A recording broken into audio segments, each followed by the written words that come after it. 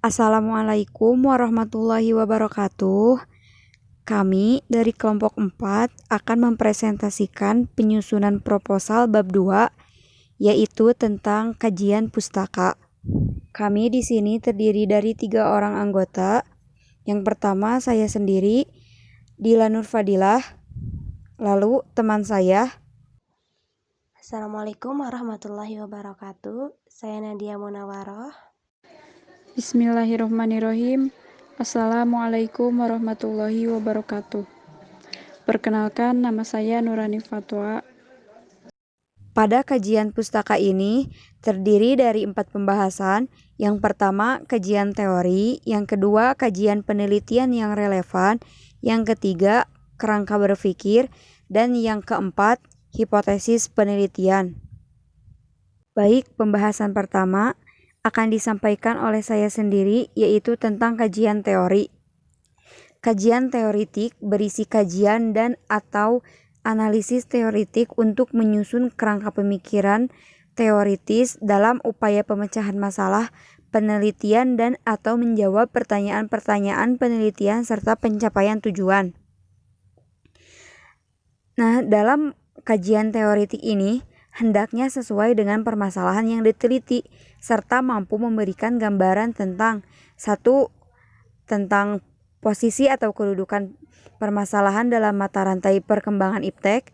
Yang kedua, sasaran dan target pemecahan masalah hendaknya sejalan dengan perkembangan zaman. Yang ketiga, melandasi pemikiran metodologis terutama dalam menetapkan rancangan penelitian atau research design serta pengembangan instrumen penelitian.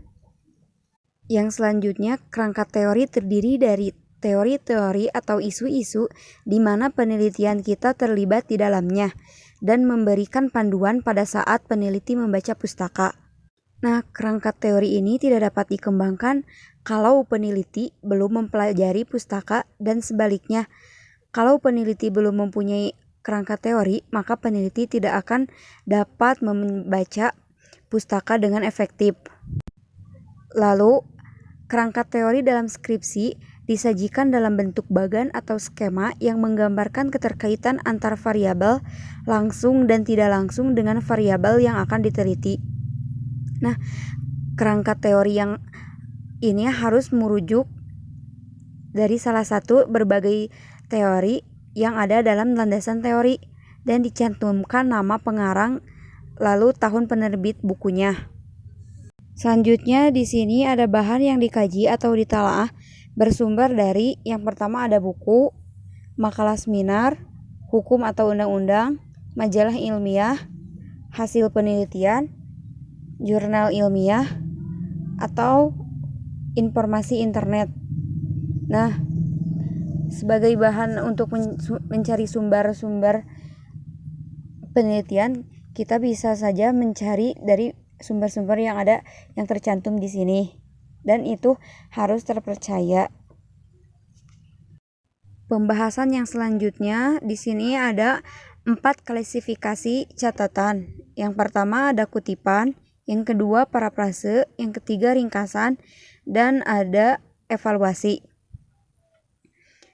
Nah, kutipan di sini yaitu catatan yang kata-katanya persis sama dengan apa yang pengarangnya tuliskan dalam buku.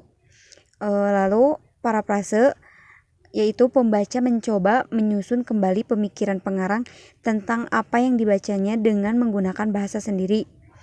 Yang ketiga ringkasan, yaitu intisari dari suatu artikel atau uraian yang dibaca.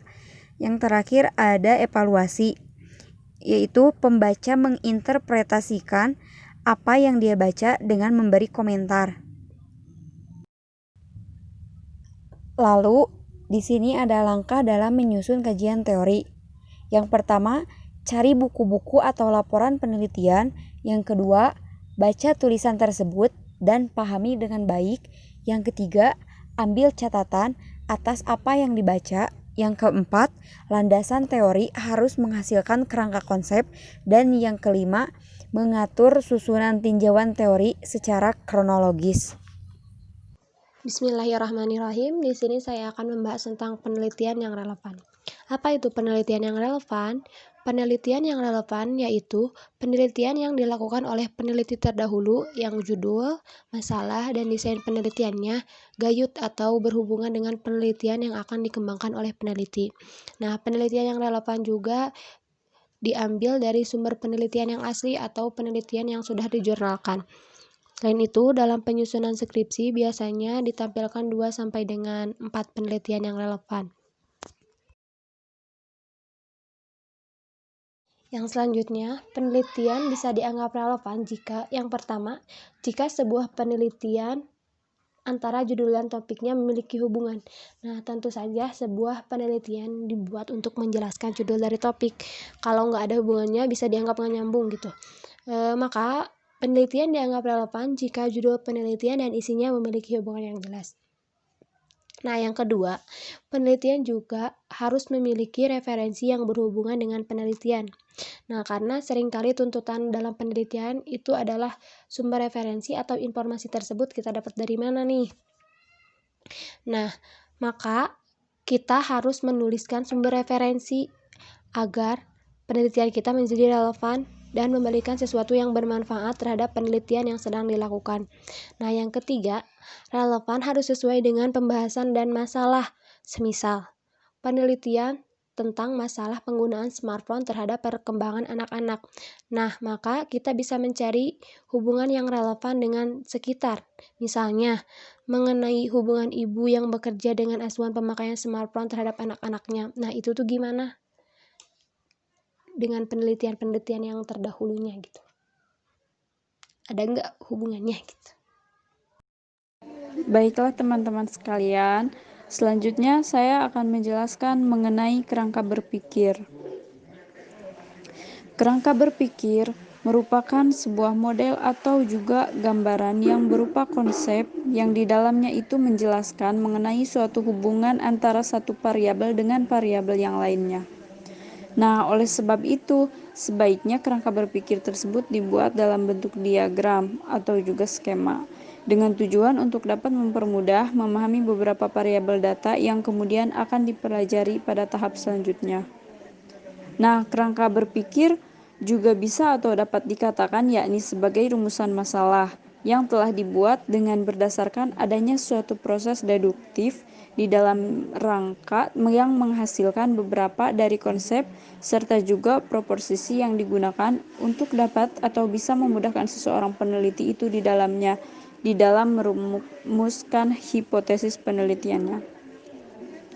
Nah, dalam buku Uma Sekara Business Research 1992 dalam Sugiono 2010 menyatakan bahwa kerangka berpikir ini adalah suatu model konseptual mengenai bagaimana teori berhubungan itu dengan segala macam faktor yang telah atau sudah diidentifikasi, yakni sebagai masalah yang penting.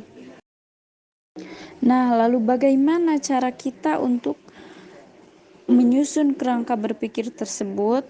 Ada beberapa langkah yang dapat kita lakukan dalam penyusunan kerangka berpikir. Langkah-langkah atau tahapan tersebut diantaranya yang pertama, menentukan variabel yang lebih detail. Nah, pertama, seorang peneliti itu harus menetapkan sebuah variabel data yang lebih rinci.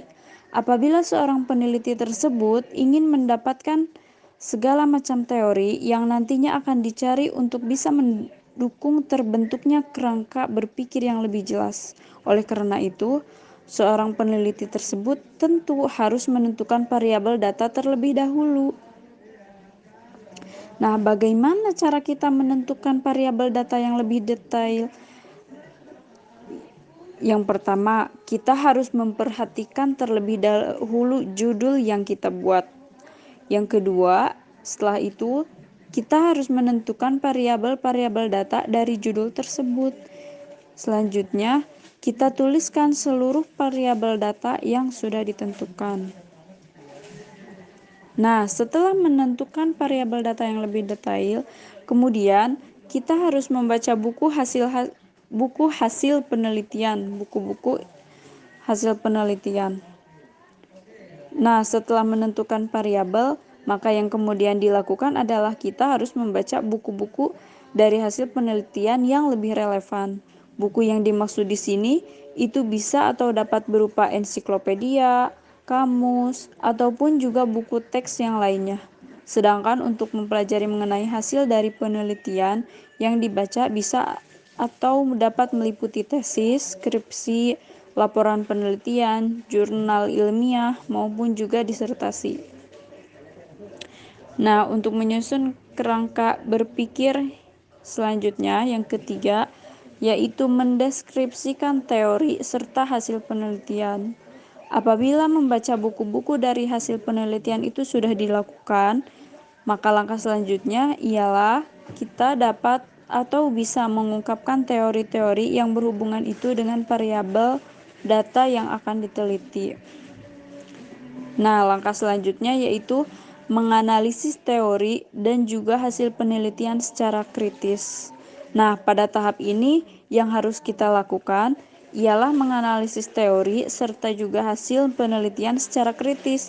Namun, di dalam proses menganalisis, seorang peneliti tersebut bisa atau dapat mengkaji teori yang sudah ditetapkan sesuai dengan objek penelitian itu ataupun tidak. Karena sering terdapat teori yang berasal dari luar negeri yang kemudian tidak sesuai dengan penelitian yang terdapat di dalam negeri.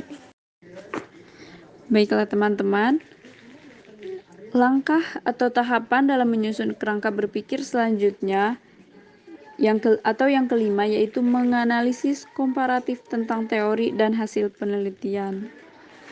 Nah, pada tahap ini kita kemudian harus melakukan sebuah analisis serta juga komparasi dengan cara membandingkan suatu teori dengan teori yang lain.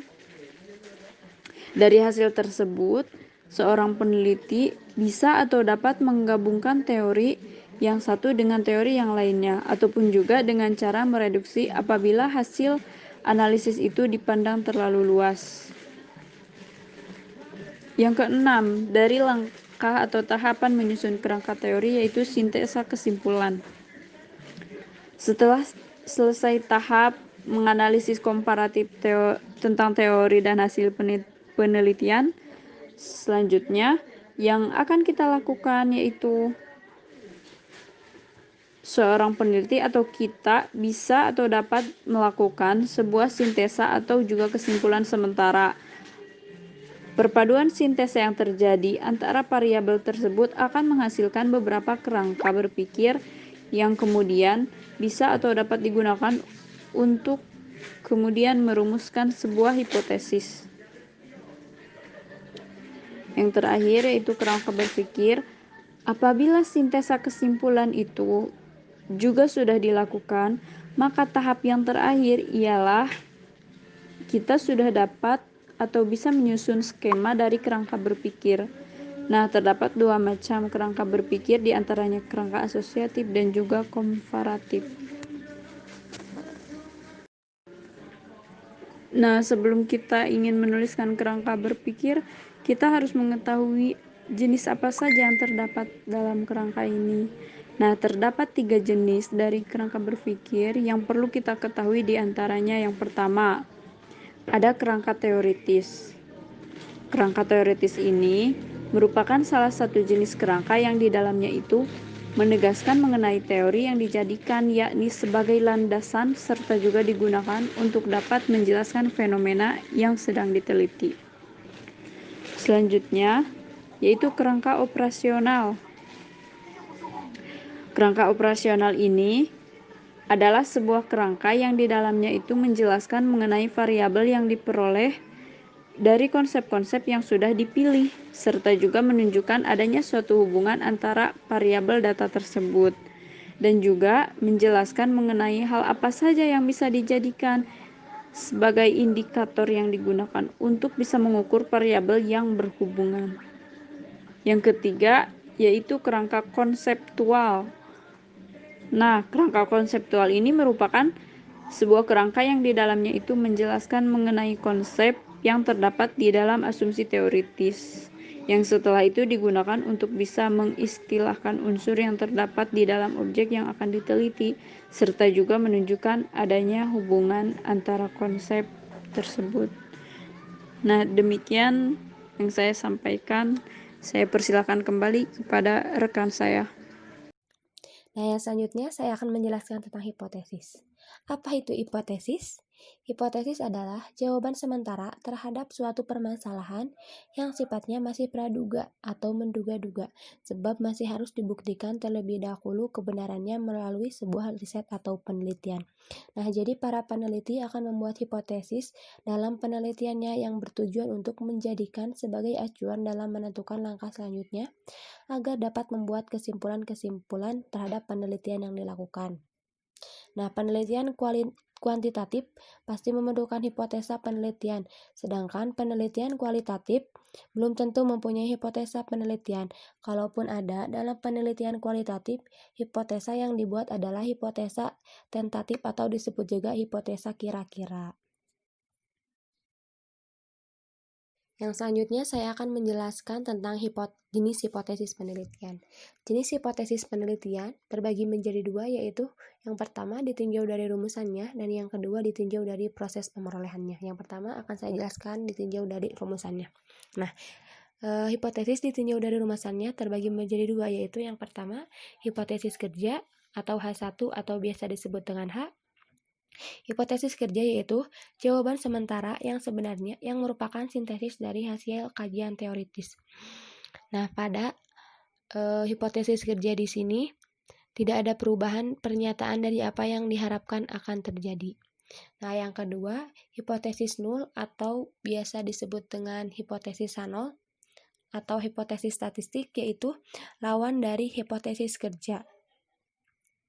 Nah, hipotesis nul disebut juga hipotesis nihil karena pernyataan yang menunjukkan tidak ada perubahan, misal tidak ada hubungan, tidak ada perbedaan, dan tidak ada perubahan. Nah, yang kedua, ditinjau dari prosesnya. Dibagi menjadi dua, yang pertama hipotesis induktif. Apa itu hipotesis induktif? Hipotesis induktif yaitu hipotesa yang dirumuskan berdasarkan pengamatan untuk menghasilkan teori baru pada penelitian kualitatif. Nah, yang kedua, hipotesis deduktif. Apa itu hipotesis deduktif? Hipotesis deduktif merupakan hipotesa yang dirumuskan berdasarkan teori ilmiah yang telah ada pada penelitian kuantitatif. Nah, yang selanjutnya ada ciri-ciri rumusan hipotesis. Ada beberapa hal yang harus diperhatikan peneliti dalam merumuskan hipotesis.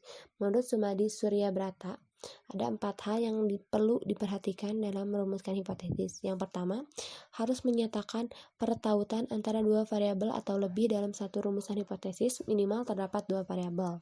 Yang kedua, hendaknya dinyatakan secara deklaratif atau kalimat pernyataan. Yang ketiga, hendaknya dirumuskan dengan jelas. Dan yang keempat, harus dapat diuji kebenarannya. Terima kasih atas perhatiannya. Mohon maaf bila banyak kesalahan. Sekian dari kelompok kami.